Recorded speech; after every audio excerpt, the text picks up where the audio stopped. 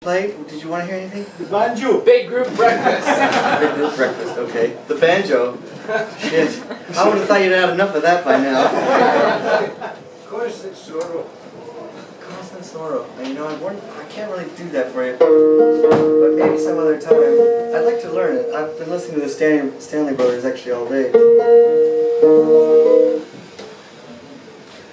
So I realized that I'm a lot happier. Well, especially in England, I was a lot happier. Not yes, I know. Hang on a second. Your knickers in a knot.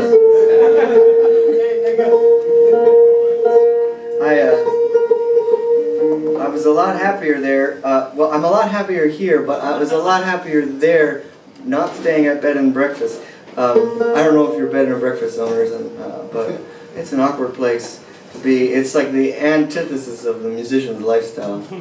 Bed and breakfast would love it if you woke up at 5 minutes past 7 and left after eating this English breakfast that they had concocted for you a week ago. They make the toast the minute you arrive. I swear. Is this the way it is in England? Have you ever had a piece of toast there?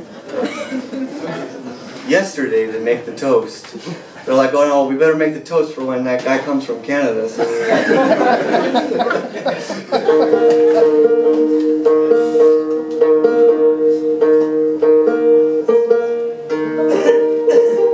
I'm a better man without the English breakfast. I did have kippers for breakfast in Gretna Green one time though,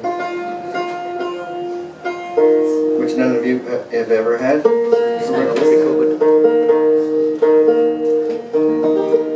Anyway, I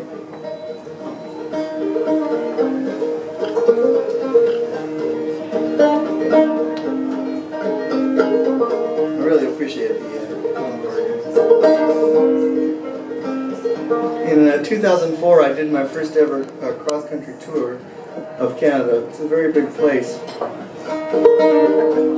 I bought a 20-foot bus in order to do it. In order to finance it, I gave up the rent of my apartment in Halifax and moved all of the possessions that I cared about in life onto the bus and got rid of the rest. Most of it was junk anyhow. Imagine my surprise when I arrived 2 months later into Vancouver with a broken down bus and no gigs to get home. And no address in Halifax to go back to. I was faced with the alarming possibility that if I didn't have an address in Halifax and most of the stuff I cared about in life was on the bus, hadn't I inadvertently moved to Vancouver? It's a long way from Nova Scotia. I stayed there for 5 months in the suburbs. Finally made it almost back when my wife and I nearly went off the road and got creamed by a big tractor trailer, and scared ourselves. So we pulled into the town of Sackville, New Brunswick, where I've long had friends, and got pissed. And we woke up the next morning and all the people that had been at the party the night before started coming back with the makings of a big group breakfast. I don't know if you've been a part of such a thing, but I looked around the table at one point and I thought to myself, if I don't write a song about this big group breakfast, what big group breakfast would I ever write a song about? So here it is.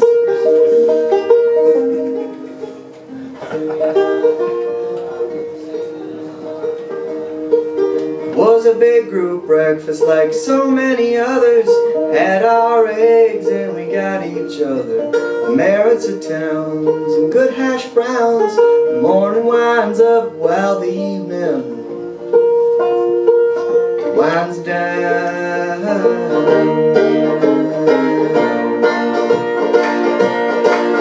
There's sun in the steam of the coffee cups. Lingers round the table and warms us up. Where will you go next and what do you do? Really nice last night having eggs with you.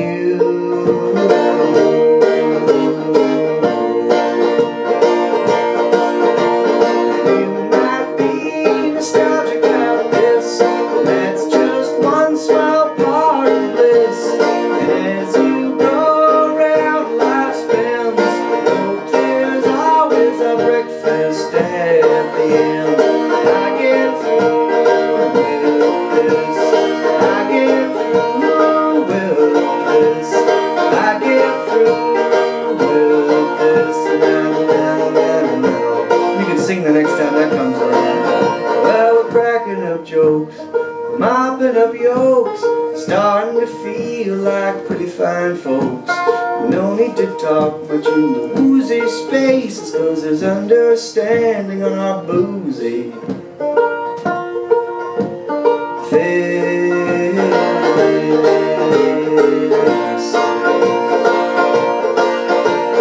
You might be nostalgic about this, but that's just one small part of this. And as you go down the life's bend, hope there's always a breakfast at the end. I get through this, I get through this, I get through this.